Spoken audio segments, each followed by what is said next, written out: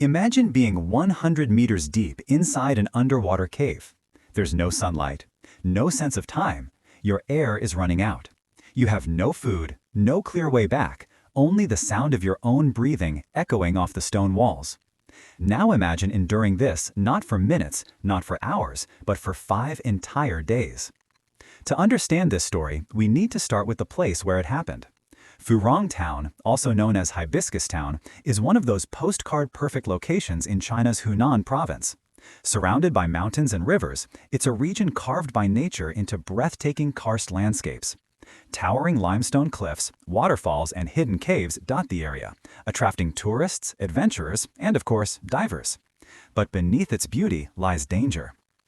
Karst caves are notorious for their complexity. They are formed over millions of years as water dissolves limestone, creating twisting tunnels, narrow passageways, and unpredictable air pockets. These underwater caves are extremely dangerous for divers, even experienced ones. Unlike open water, where you can ascend to the surface if something goes wrong, in a cave system, you may have to navigate hundreds of meters back to the entrance just to find fresh air. One wrong turn can mean death. For local divers and thrill seekers, these caves represent the ultimate challenge and the ultimate risk.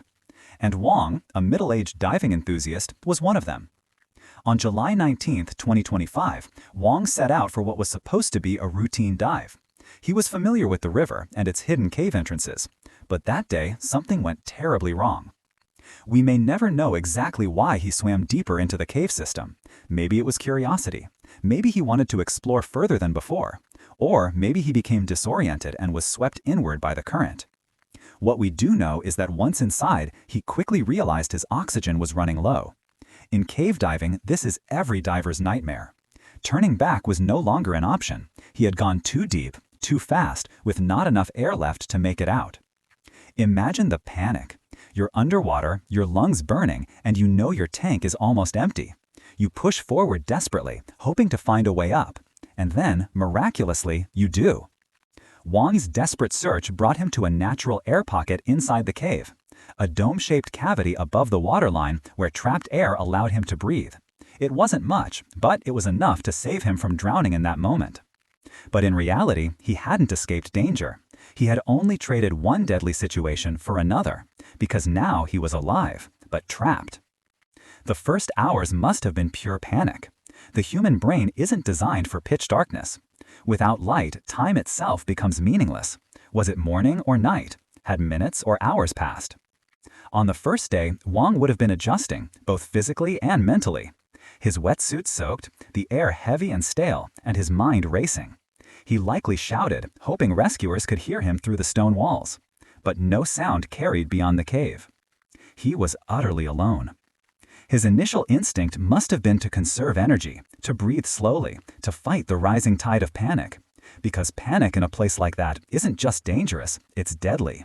Hyperventilating burns oxygen faster, and in a confined air pocket, every breath matters. That night, or what he thought was night, hunger and thirst began to creep in. He had no food, no clean water. The only option was to survive on what little the cave might provide. By day 2, the reality of the situation would have set in.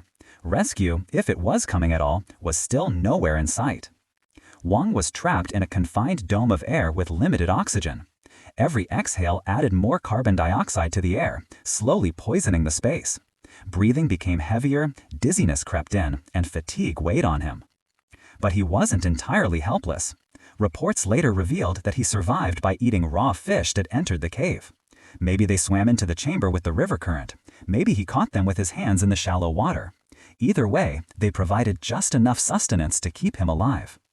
Imagine that, crouched in total darkness, using nothing but your hands to catch slippery fish in cold water, then eating them raw, scales, bones, and all, just to stave off death.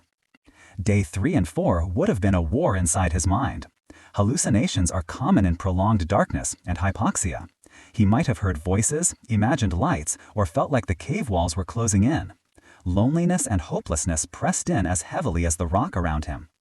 And then came day 5. By now, oxygen levels in his little chamber were critically low. Reports say it had dropped to 4%, though scientists argue whether that meant the oxygen in his tank, the cave pocket, or his blood oxygen level. Regardless, one thing is clear: Wang was on the very edge of survival. While Wang fought to stay alive, the outside world hadn't forgotten him. From the moment he was reported missing, local authorities launched a massive search operation. Police, volunteer divers, and even specialized rescue teams from Guangxi province joined in. It wasn't easy. The cave entrance was already 9 meters underwater. Rescuers had to dive deep into tight, twisting passages in complete darkness, often risking their own lives with every meter forward. For 4 days, they found nothing. The search seemed hopeless. Most divers assumed no one could survive that long in such conditions.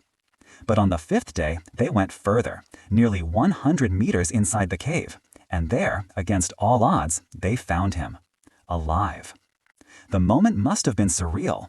Imagine being trapped in the dark for 5 days, thinking you're already dead, and suddenly beams of light break through the water as rescuers emerge in front of you. Hope, after all this time, was real. Carefully, they guided Wang out of the cave. His body was weak, but astonishingly, he was able to walk on his own once they reached the shore. Cameras captured the moment he was wrapped in a blanket, surrounded by rescuers. And then came that unforgettable line. His first words: "Do you have a cigarette?" So how did Wang actually survive? Let's break it down. 1. Air pocket oxygen. A human needs oxygen levels above 16% to stay conscious. Below 10%, death can occur in minutes. Reports claim the cave's oxygen dropped to 4%, which, if accurate, is nearly impossible to survive. More likely, 4% referred to his diving tank or a partial measurement. Either way, the air pocket sustained him just barely. 2. Carbon dioxide buildup. Even if oxygen was present, exhaled CO2 can suffocate. It's possible the cave had some natural ventilation, replenishing oxygen and removing CO2 just enough for survival.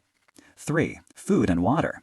Eating raw fish gave him calories, though minimal. As for water, he likely drank from dripping cave water or directly from the river inside. 4. Mental resilience. Perhaps the most important factor. Surviving isolation requires enormous mental strength.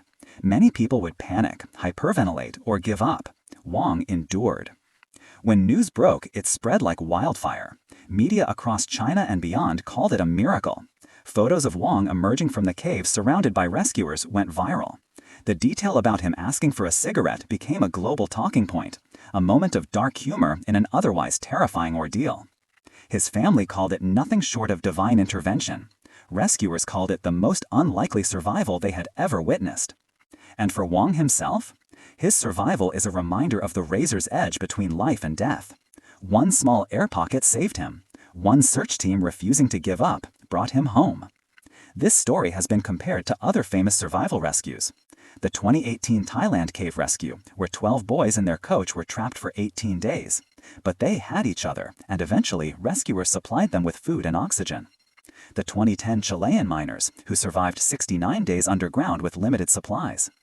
Even the Uruguayan plane crash survivors of 1972, who endured 72 days in the Andes Mountains. But Wang's story is unique. He was utterly alone. No supplies, no equipment, just darkness, water, and a fragile pocket of air. It may not have lasted 69 days or involved dozens of victims, but in terms of sheer raw survival against impossible odds, his ordeal belongs among the greatest stories ever told. So what can we learn from Wang's survival? Never underestimate nature. The caves we admire for beauty are also deadly traps. Preparation matters. Cave diving is one of the most dangerous sports on Earth, requiring specialized training. Hope saves lives. Even when survival chances seem zero, holding on can make all the difference. And finally, sometimes, after staring death in the face for 5 days, all you want is a simple reminder of normal life. For Wang, that was a cigarette. The story of Wang is a story of extremes: extreme danger, extreme resilience, extreme luck. It reminds us that the human spirit is capable of enduring far more than we imagine. So the next time life feels overwhelming, remember, somewhere in Hunan, a man once sat in darkness for 5 days, breathing poisoned air, eating raw fish, and waiting for a miracle. This is the miracle of survival. If this story blew your mind, make sure to like this video, subscribe for more real-life survival documentaries, and share it with someone who needs a dose of inspiration. And tell me in the comments, what would you have